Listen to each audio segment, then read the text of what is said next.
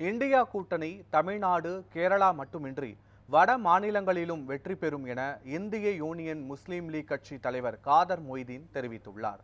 இது தொடர்பாக தென்காசியில் செய்தியாளர்களுக்கு அவர் அளித்த பேட்டியை மேடை பகுதியில் பார்ப்போம்.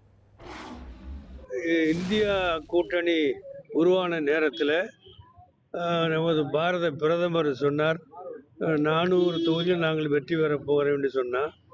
பிறகு சொன்னார் 370 தொகுதியில் வெற்றி பெற பாரதிய ஜனதா போகிறது, கூட்டணி கட்சி சேர்ந்தால் 400 சொன்னேன்னு சொன்னார்.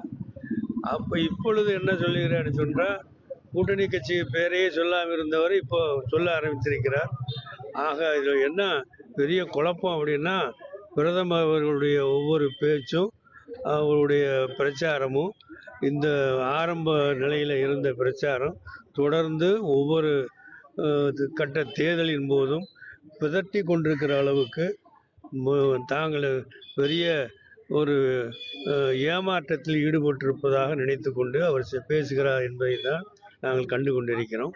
இந்தியா கூட்டணி நிச்சயமாக வெல்லக்கூடிய வாய்ப்பு தமிழ்நாட்டு மட்டுமல்ல, கேரளாவில் மட்டுமல்ல, வடநாடு தொகுதிகளிலும் மிக சிறந்த முறையில் வெற்றியை தருவார்கள் என்கிற செய்திகள் வந்து கொண்டே இருக்கிறது.